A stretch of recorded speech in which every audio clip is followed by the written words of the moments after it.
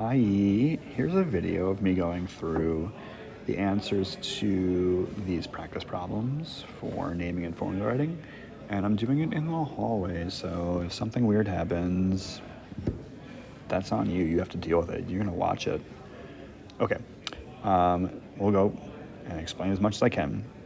So first one, sulfur as a nonmetal, so you should use prefixes. 5 is penta. And then P is phosphorus, and there's 8 of them, so octa. Phosphide, second one, always gets the IDE ending. Next one.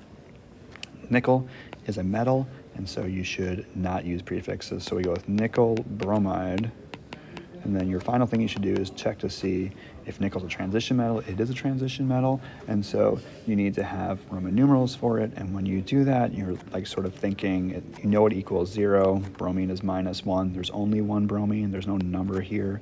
And so to cancel it out, the nickel must be +1. So there is nickel 1 bromide. Sort of the same thing with the next one. We have vanadium and sulfate. Vanadium is not a nonmetal, it is a metal. Sulfite, sorry. And same thing situation, you want to double check to make sure that vanadium is a transition metal, which it is, so you're going to need Roman numerals for it. And when you do that, again, it has to equal 0. Now don't get confused, you're not going to multiply by 3 there, because that's what sulfate is. It's a minus. Sulfite is, it's a minus, or it has a 3 as part of its formula. So really you only have one sulfite, and so that's -2. And since this number's on the back, we don't need to multiply it, so it's only one of them. If there was more than one, it would look like this, but there isn't. So -2, so to cancel it out, this side is +2, and then you have 2 vanadiums to get there. If there's a number down on that side, you should divide. You're saying each vanadium is worth 1. So we call this vanadium 1 sulfite. Sulfite, I think I spelled that.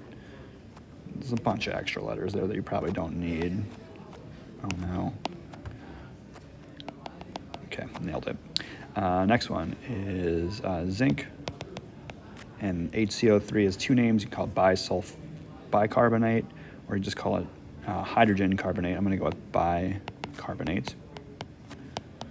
And zinc is also a transition metal, but it's one of the exceptions. So this one does not need a Roman numeral. It's always 2. If you put a 2 there, I mean, that's right. Congratulations. It is a 2, but you do not or should not put a Roman numeral for an exception, and zinc is one of those. So just zinc bicarbonate. Next one, you got sodium. And then the right side is dichromate. And sodium is a metal, but it's not a transition metal, so it does not need Roman numerals. Next one's an acid. It starts with an H, so that is oxalic. Sorry, it's oxalate, I should say first. This part here is called oxalate, and oxalate obviously ends in ATE, so we call it oxalic acid. When it ends in ATE, just give it the IC ending. And the last one is an alcohol. It has the OH group there at the end, and so when that's the case, you give it the OL ending. So 8 carbons is octanol, OL, octanol for 8. So there's naming. For writing formulas in the bottom half,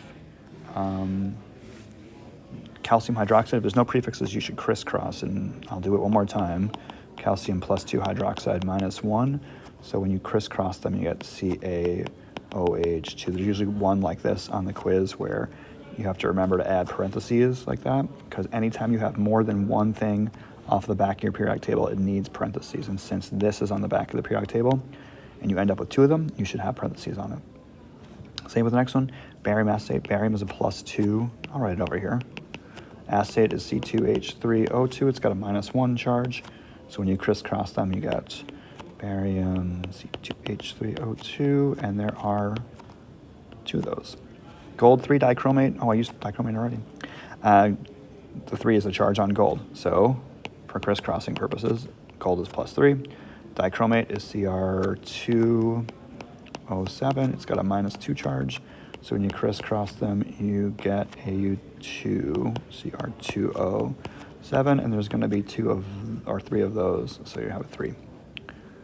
Same kind of situation here. The Roman numerals a charge on chromium, so chromium +2, phosphate minus 3 when you crisscross them, Cr3PO4 2. Next, I mean, the easiest one you're going to see on here is the ones with prefixes, which is why you're only going to see one of them. So pentacarbon, just do what it says. So 5 carbons, tetrafluoride, 4 fluorines, then you're done. Pentane, 5 carbons is what pent means. So that's C5. It's an alkane.